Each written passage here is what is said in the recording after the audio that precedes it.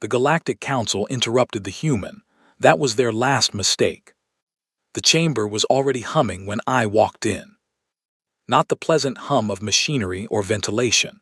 This was a living sound, the kind that comes from 400 species breathing in one room, each one exhaling through different lungs, different membranes, different arrangements of cartilage and bone that evolution had arrived at on 1,000 different worlds. It was the sound of the universe reminding you how small your corner of it is. I had been told to arrive early. I had been told to stand at the speaking platform before the session opened, so that my presence registered on the council's visual feeds before the chamber filled. Optics matter, my briefing handler had said. Let them see you standing there. Let them get used to the fact that a human is in the room. I stood there, they got used to nothing. My name is Yara Osai. I am 39 years old. I grew up in a mid-sized city that flooded twice before I turned 12, and I learned early that when the water is rising, you do not wait for someone to tell you it is rising. You move. You figure out what you can carry. You go. I became a diplomat because I believed, sincerely and perhaps foolishly, that the skills required to negotiate with a flooded world were the same skills required to negotiate with the universe. You read the room. You find the pressure points. You speak plainly when plainly is all you have left. I had 12 minutes. 12 minutes to present Earth's petition for protected sovereignty status, the legal classification that would prevent the Varath Dominion from claiming extraction rights over the outer asteroid belt. The belt that our deep space infrastructure ran through like a spine. The belt that, if the Varath stripped it down to silicate dust, as they had done to 3 other systems in the past century, would set human expansion back by 4 generations. 12 minutes to make 400 civilizations care about one more species, with one more problem, in one more corner of a galaxy that had seen everything before. I had prepared for 9 months. I had rehearsed my address until I could deliver it in my sleep. I had the legal citations memorized, the economic projections loaded, the historical precedents mapped in order of impact. Every sentence was built to land somewhere specific in the chamber's translation matrix, which converted meaning across 47 simultaneous language frameworks. I was 3 minutes and 20 seconds in when Councillor Dresch raised the silent staff. It is a long rod, pale as old bone, and when the high arbiter lifts it, the chamber's acoustics change. A frequency drops out of the air. You feel it more than hear it. The room becomes a different room. I had read about it in the procedural manuals. Reading about it and feeling it are not the same thing. 2 other senior delegates raised their hands within seconds. That was all it required. 3 senior delegates agreeing that a petition lacked sufficient merit to continue. The silent staff was a tool that had been built into the Galactic Council's founding charter 400 years ago, back when the council was smaller and the politics were, apparently, even nastier. Today it was being used on me. The translation matrix cut my feed. The speaker's light on the podium went dark. By the law of the council chamber, my 12 minutes were void. My petition was, procedurally speaking, dead on the floor. The chamber buzzed.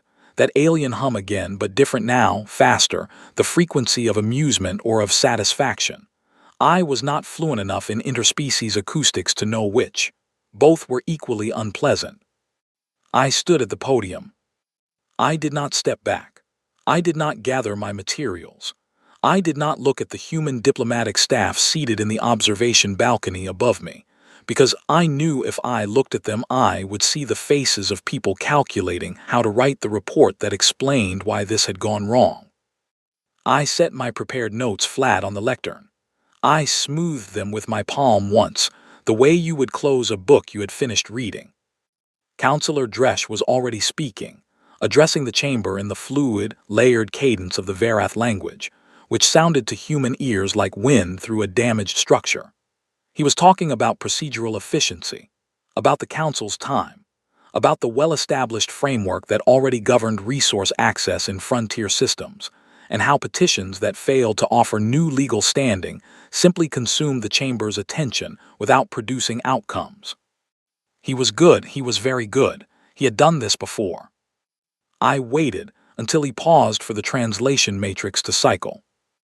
Then I said clearly, into the still live ambient microphone that every speaker on the floor had access to regardless of their official status, "Very well. Then I will speak off the record." The hum in the chamber stopped. Not reduced, stopped, as if 400 species had each, individually, decided in the same half-second to hold whatever passed for their breath. Counselor Dresch turned and looked at me. His face, if you could call the arrangement of sensory organs on a Verath's anterior side a face, did not show surprise. The Verath were not built for surprise. What it showed, I would understand later from a xenobiologist colleague who reviewed the session footage with me, was recalculation. I did not smile. I did not perform confidence. I simply looked back at him the way you look at water when you have already decided you are going to cross it. The guards, I knew, were 7 levels above me. The chamber's security escalation protocol required a floor supervisor to authorize removal of a speaker who was not posing a physical threat, and that supervisor was at a station on the 3rd ring. I had read the chamber's emergency procedure manual 3 times, not because I planned to break any rules, because I wanted to know exactly how much time breaking a rule would cost. 4 minutes, give or take. I had 4 minutes, and I had a great deal to say. I did not begin with an argument. Arguments, I had learned over 19 years of diplomatic work, are the last tool you reach for, not the first. An argument tells the other party that you believe logic will change them. Sometimes it will. But when you are standing in a room where the other party has already decided the outcome and simply used procedure to confirm it, logic is not what breaks the room open. Stories do. Not fables, not parables with neat lessons folded inside them like notes in a fortune. I mean the kind of stories that are true, that happen to specific people on specific days, that carry the weight of detail only real events accumulate. The kind of story where you remember the name of the person and the color of the light and the sound the door made when it finally opened. I said, I want to tell you about a place called Kepler Station. Nobody stopped me. The ambient microphone was live. The translation matrix, though officially disconnected from my speaker's feed, was still running on passive mode because it never fully shut down during an open session.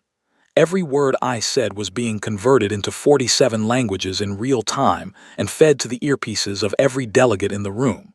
I knew this because I had read the technical operations manual for the translation matrix. Twice. Kepler Station was a habitat in the outer system, built on the skin of a mid-sized asteroid that happened to sit at a useful gravitational intersection point. 312 people lived there. Mostly engineers, a few researchers, 2 full families with children who had been born in the station and had never stood on a planet's surface. In the 3rd year of its operation, a micro-impact cascade damaged 3 of the station's 5 pressure rings.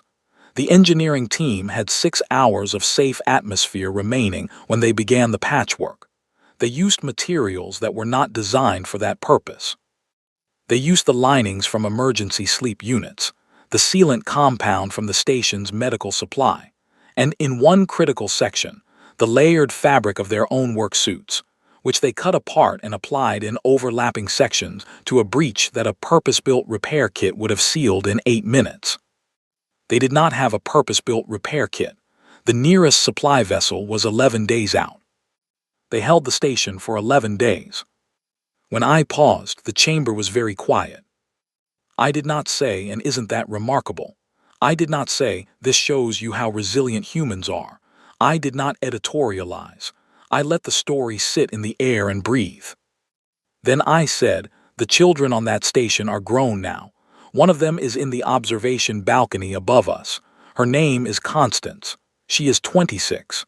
She works in deep space environmental systems, which is a job that exists because someone decided, after Kepler, that human habitats in the outer system needed better redundancy engineering.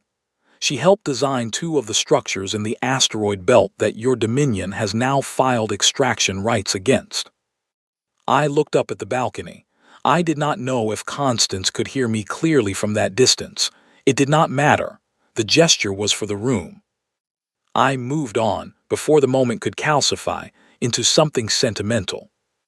In the year 2091, I said, 7 nations on Earth were in the final stages of a resource conflict that had been building for 30 years. Fresh water access, primarily. The kind of conflict that has no clean edges, where the causes are geological and political and historical all at once, and everyone involved has a legitimate grievance, and no one involved can agree on a starting point for the conversation. Counselor Emre of the Salathi was watching me. I had not noticed her watching until now. She was seated in the senior delegate tier, 3 rows above the floor, and she had not moved since I began speaking. The Salathi were the oldest continuous civilization in the council, which meant Counselor Emre had been watching species make cases for their survival longer than most of the civilizations in this room had existed. I did not know what she thought of me. I did not let myself focus on it. The conflict ended, I said, not because anyone won, not because a third party intervened, not because a treaty was negotiated at a summit with cameras present. It ended because a drought hit the 3 nations most invested in continuing the conflict, and the children were thirsty, and the adults who were fighting looked at the children who were thirsty and made a choice. I paused for exactly 2 seconds. We are not a species that stops caring about things when they become inconvenient. We are, if anything, the opposite. We care more when things are harder. I am not sure if that is a strength or a flaw, probably both, but it is what we are. I heard movement on the upper levels. The guards were beginning their descent. 7 levels was not a short distance in the grand atrium. The chamber was built for scale, not convenience. But I could see the light patterns shifting as the security lifts engaged. I kept speaking. The Verath Dominion has filed extraction rights against a belt system that 19,000 humans currently live in, work in, and in some cases were born in. The filing was made under Section 9 of the Galactic Charter, which governs unclaimed resource territories. I understand the legal argument. It is a coherent argument. I was going to address it formally in minutes 4 through 7 of my allotted time. I looked directly at Counselor Dresch. You took those minutes from me. So instead, I want to say something that was not in my prepared address, because my prepared address was written to be diplomatic. I am no longer being diplomatic. The guards were on level 4, 3 more levels. You interrupted me, I said, because you assumed I was asking for mercy. Species in this chamber ask for mercy fairly often. I have read the records. It is understandable. When you are small and the other party is large, you ask for mercy because it feels like the most realistic strategy. I let that sit for 1 second. I was not asking for mercy. I was giving you a chance to make the correct choice before the record permanently showed which side you were on. That chance is now slightly smaller than it was 3 minutes ago. It is not yet gone, but I want to be clear about what it was, so there is no confusion later about what you declined. The guards reached the floor level. I could see them now at the edge of my peripheral vision, 2 of them in the gray-blue uniform of the Chamber Security Corps. They were moving toward the platform at a measured pace, the way you move when you have been told to handle something quietly. They were 15 steps away. Counselor Emre stood up. In 30 years of active council membership, she had spoken in open session 4 times. I know this because I had read every transcript of every council session in the public record going back 200 years. 4 times. Each occasion marked in the record with a notation that the Salathi delegate had exercised her right of floor engagement. She was exercising it now. I invoke the witnessing clause, she said. Her voice was not loud. It did not need to be. The witnessing clause was one of the oldest provisions in the Council's founding charter, older than the silent staff, older than most of the procedural mechanisms that governed how business was conducted in this room. It meant that no person currently engaged in active floor dialogue with a senior delegate could be removed from the speaking area. The guard stopped. Counselor Emre looked at me across the chamber floor. Continue, she said. I took a breath. I continued. What I said next was not in any speech I had ever rehearsed. It was not improvised exactly. Nothing I did in that chamber was improvised in the sense of being unplanned, but the form it took, the specific order of words and evidence, that was shaped by what the room had become in the previous 8 minutes, by the quality of the silence, by the position of Counselor Emre's gaze, by the particular expression on Counselor Dresch's anterior sensory arrangement that my xenobiologist colleague would later identify as recalculation, and that I, in the moment, identified as something simpler. He thought he knew how this was going to go. I wanted to show him that he did not. I reached into the case at my feet, the one I had carried into the chamber myself, and sat down quietly at the base of the podium before the session opened. Inside it was one physical document folder, navy blue, the color of Earth's diplomatic corps, and inside that folder was what my team and I had spent 4 years building. Not the petition. That was in the digital filing system, logged, time-stamped, procedurally dead. This was something else. I placed the folder on the lectern and opened it.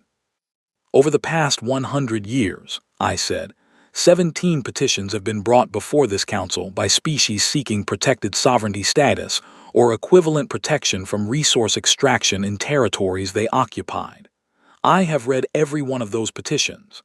I have read the session transcripts. I have read the procedural logs. I looked up at the chamber. 12 of those petitions were terminated before completion under the silent staff provision. Of those 12, I would like to draw the Council's attention to the following. I did not rush. This was the part that required the room to follow every step, because the conclusion would only carry weight if they had walked the path themselves. Petition 7, filed by the Harathi Collective, was terminated in Session 4412. The Haratha's territory included a mineral-rich system adjacent to the Varath Dominion's then-current expansion boundary.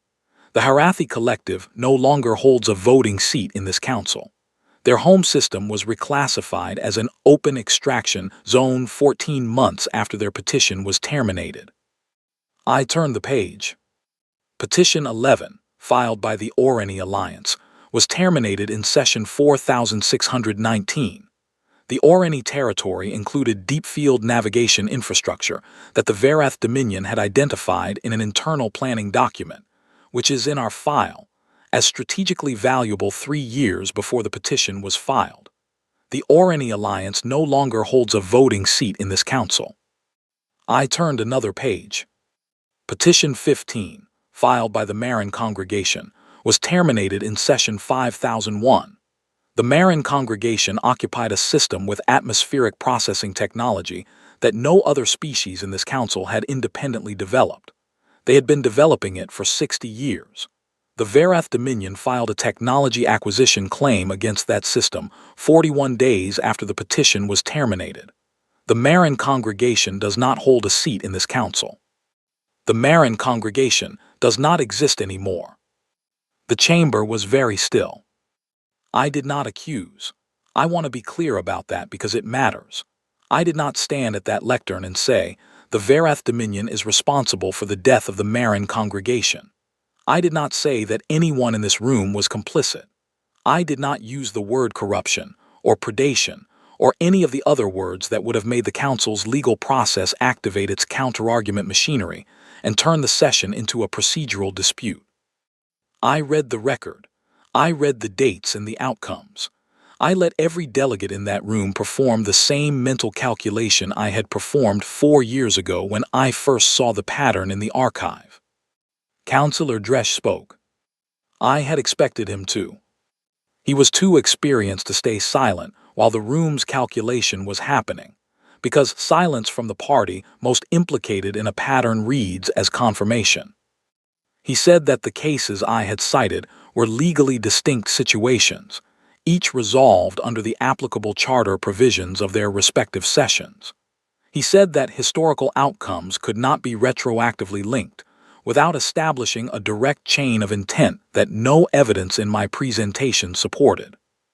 He said that Section 9 of the Galactic Charter provided clear and equitable framework for resource access in frontier systems, and that Earth's petition, however emotionally framed, did not meet the threshold for sovereign exception under existing precedent. It was a good argument.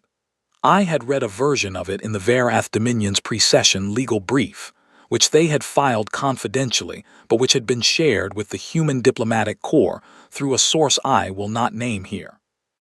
I let him finish. I waited for the translation matrix to complete its cycle. Then I said, Section 9 has a subsection. Subsection 9C, it was added to the Charter in Session 3847, 340 years ago. Would you like me to read it, or would you prefer to read it yourself before I continue? Silence. Not the performative pause of a speaker managing an audience. Actual silence. The kind that comes when a room has just collectively realized that someone has been holding a door open for several minutes, and they only now notice the door. Councillor Dresch did not respond. I read subsection 9C. It stated, in the careful language of 400-year-old legal drafting, that resource extraction rights under Section 9 could not be applied to any territory in which a recognized spacefaring species had established continuous habitation infrastructure, predating the filing of the extraction claim, by more than 10 standard years, provided that the habitation infrastructure served a demonstrable function in the species' primary expansion corridor. Our infrastructure in the belt was 23 years old. The Verath Dominion's extraction filing was 6 months old. Subsection 9C had never been cited in a council session. Not once, in 340 years. I do not know why it was added. The session record from 3847 listed it as a technical amendment submitted by a delegate from a species that no longer held a seat. Perhaps it had been forgotten. Perhaps it had been buried. Perhaps the legal teams of every species that had petitioned under similar circumstances had simply not found it. We found it 6 months ago, when a junior researcher named Oliver on our archive team was doing what junior researchers do when they are thorough and underpaid and genuinely interested in their work. He was reading old session records for context. He found it on a Tuesday. He sent it to me in a message that said only, "I think you should look at this." I had read it at 2 in the morning, sitting in the kitchen of our diplomatic residence on the station above Earth's moon, and I had sat there for a long time before I did anything else. Because it changed everything, not just the legal case, everything. It meant we did not need to win the Chamber's sympathy. We did not need to out-argue the Verath's legal team.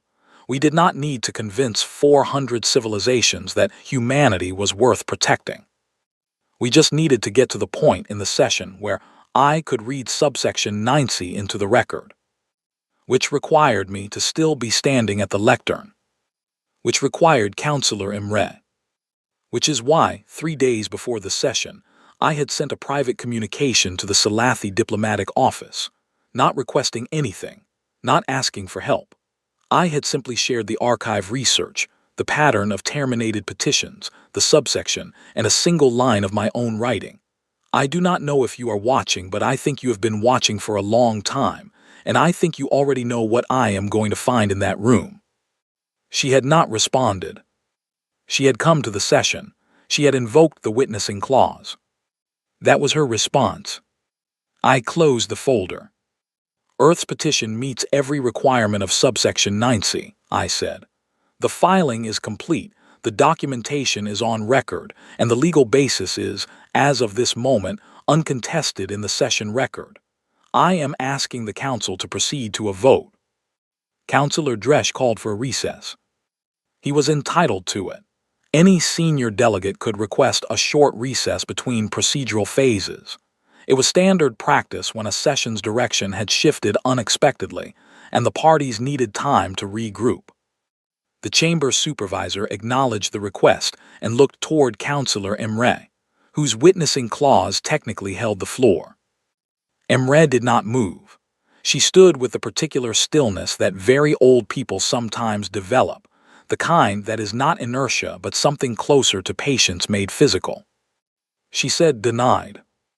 The chamber supervisor looked uncertain. Emre said simply, "The witnessing clause remains active. The floor is continuous.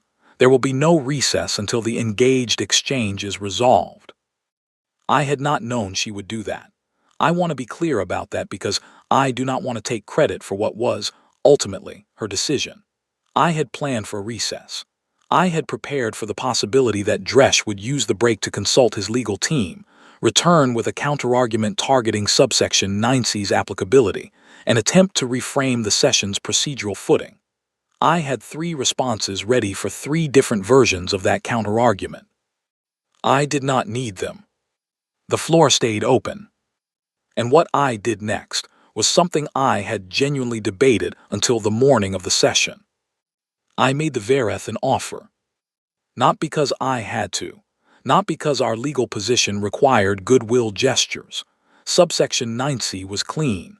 If the council voted on the petition as it stood, with the existing documentation on record, we would win.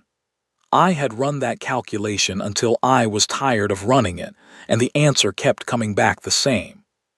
I made the offer because I wanted it in the record, and because, somewhere beneath all the preparation and the legal strategy and the 4 years of archive research, I am still the person who grew up watching floodwater rise and learned that the first move should always be to check whether the other party wants to solve the problem together.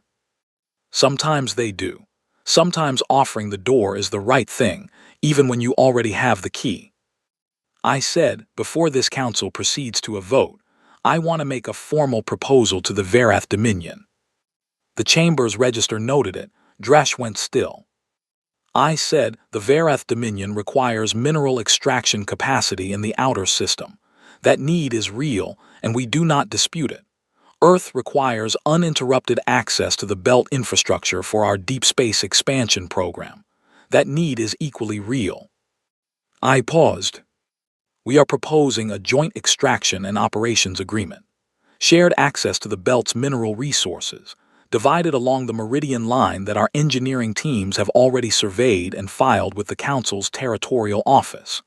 In exchange for access rights to the northern sectors, the Vereth Dominion would recognize Earth's protected sovereignty status over the southern sectors and the existing habitation infrastructure throughout.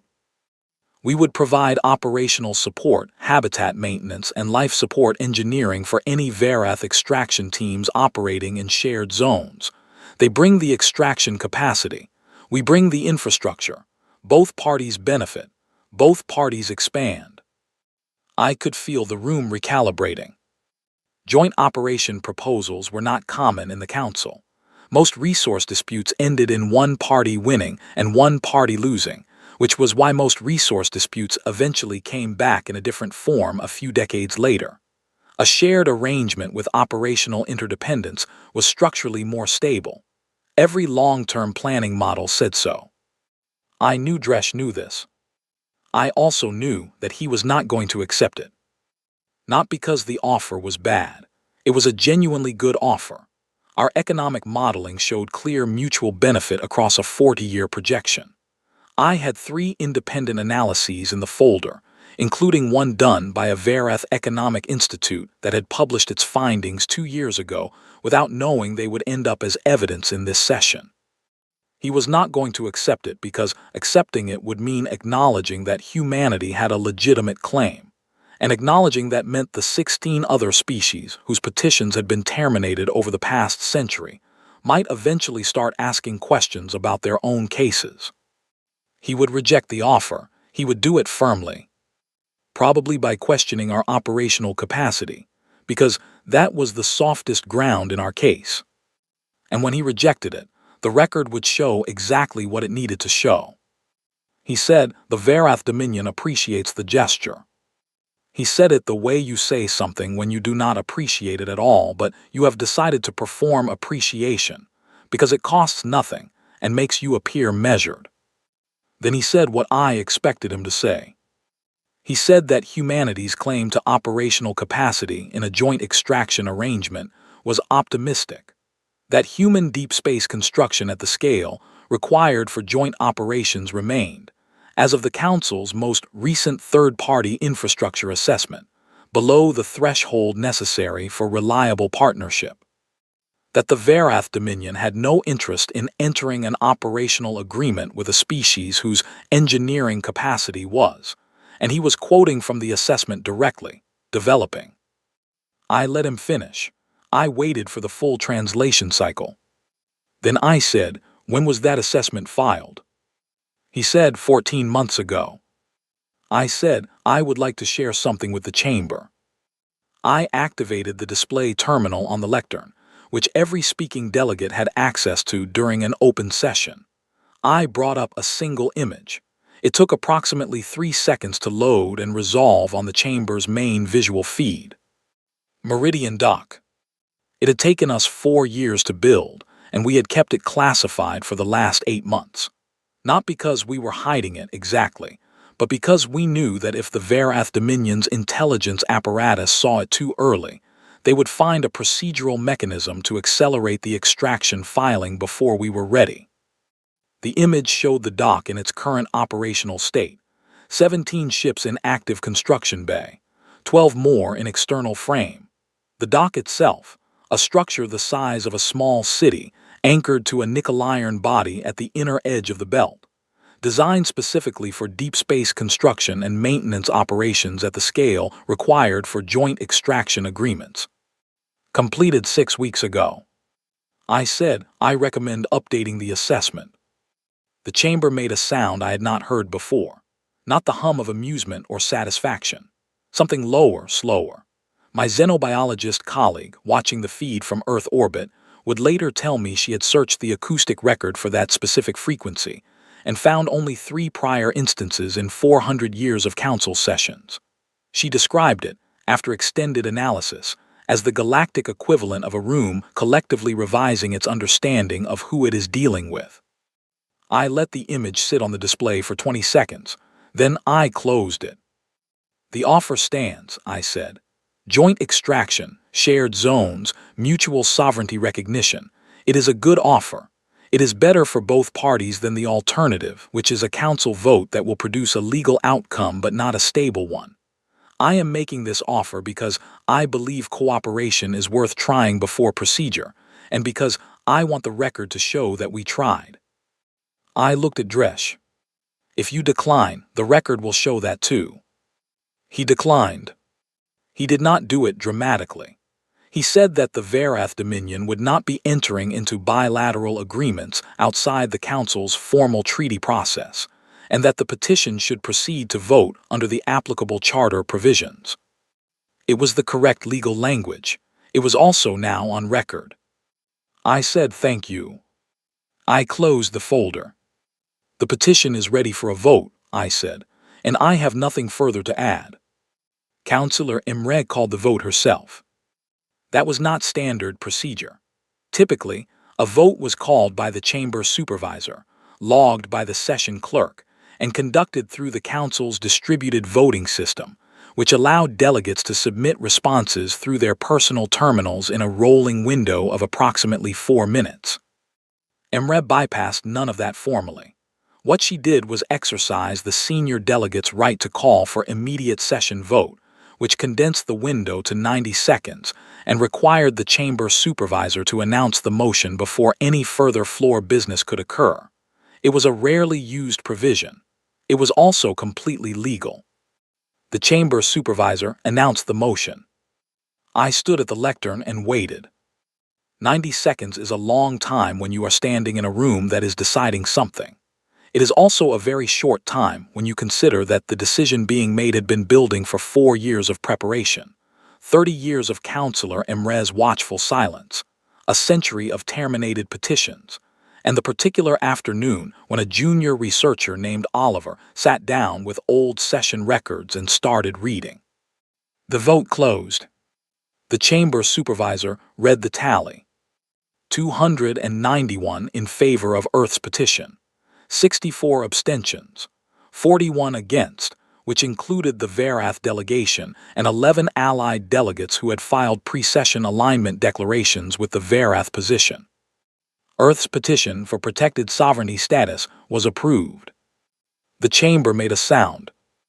It was the same low, slow frequency my colleague would later identify as collective revision. It lasted for several seconds. Then it resolved into something that in any human room I have ever been in, I would have called relief. Not mine. The room's. As though something that had been held at an uncomfortable angle for a long time had finally been set down properly. I did not feel triumph. I want to be honest about that because I think people expect a certain kind of feeling in a moment like that, and the feeling I had was more complicated and more quiet than triumph. There was satisfaction, yes, the specific kind that comes from a plan executing as designed after years of work. There was something that felt like gratitude, though I was not sure exactly who or what I was grateful toward. And there was something else, something I had not expected.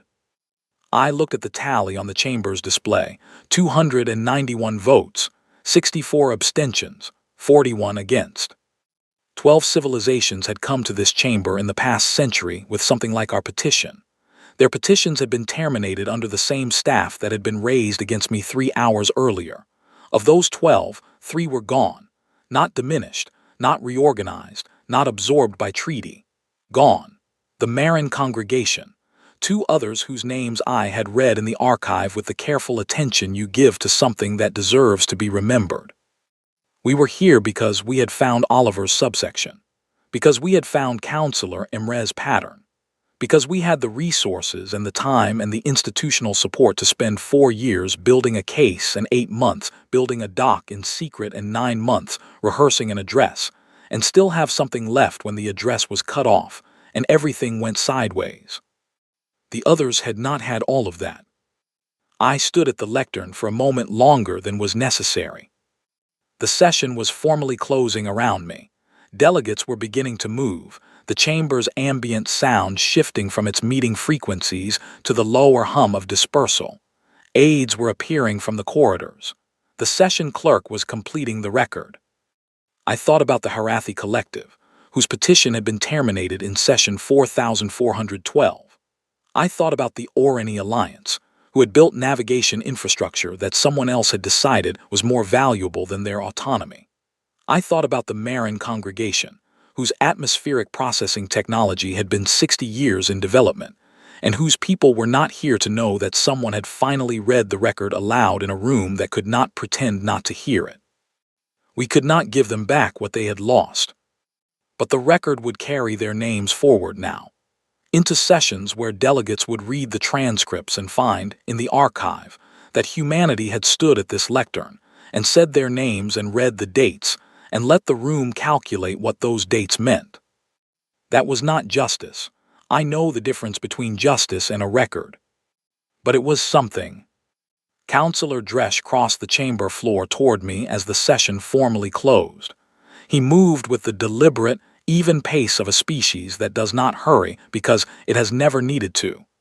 His 2 aides flanked him at the required diplomatic distance. He stopped 2 meters away, the correct distance for a formal post-session acknowledgement under council protocol. He looked at me. I have tried since that day to find the right word for what his expression was in that moment. Recalculation is what my colleague said when she analyzed the footage. Reevaluation is what I would call it if I were writing the diplomatic report. What it felt like, standing there in that chamber as the last delegates filtered out and the light shifted from the session spectrum to the dispersal spectrum, was something simpler. It felt like someone who had walked into a room expecting a specific kind of difficulty and found a completely different kind of difficulty, and was now adjusting everything they understood about what kind of difficulty was possible. He did not speak. I did not speak. There are conversations that happen in silence that are more complete than conversations in words, and this was one of them. He was telling me that he had underestimated us. I was telling him that I knew. He was telling me that it would not happen again. I was telling him with the same stillness that I had assumed that and prepared accordingly. His aides shifted slightly. The universal body language of people waiting for a superior to conclude an engagement. Dresch held my gaze for 3 more seconds. Then he turned and walked toward the exit corridor, his robes moving in that structured, layered way that Verath formal garments always did, designed to indicate rank and composure simultaneously. I watched him go. I did not feel that the silence had been a victory exactly. Victories in diplomacy are rarely clean. What I felt was that the silence had been accurate, that we had said, in the space between words, what words would have made too simple. I collected my folder from the lectern. I signed the session completion form that the clerk presented. I shook hands with Counselor Emre's aide, who told me quietly that the counselor wished to speak with me privately at some point in the coming weeks, when schedules allowed. I said I would look forward to it. I took the lift to the observation balcony. Constance was still there, seated in the second row, her hands folded in her lap. She was 26 years old, and she had been born on a station that her parents had held together with emergency patch kits and the fabric from their work suits, and 11 days of refusing to believe it was over. She looked at me as I sat down beside her. I said the vote passed. She nodded once slowly, the way people nod when they already knew the answer and are simply confirming it against the world. We did not say anything else until the shuttle came. On the shuttle home, the Earth diplomatic staff filled the cabin with the particular energy of people processing a significant outcome. There was talking, and some laughter, and the specific kind of exhausted relief that follows the completion of something you have been holding carefully for a very long time. I sat by the viewport and watched the chamber's structure recede as we cleared the dock and began the approach vector toward Earth orbit. I opened my personal log, the cursor blinked. I wrote one sentence and stopped. They interrupted me because they thought we were small. They were confused about what small means. I looked at it for a moment, then I added one more line. We remembered who came before us. That is the most human thing I know how to say. I closed the log and leaned my head against the viewport. The glass was cool. Outside, the stars were the same stars they had always been, in the same arrangement they would hold for another billion years, indifferent to the procedural outcomes of any species that happened to notice them. But we were here, and we had the record now. That was enough. For today, that was enough. I slept the whole way home.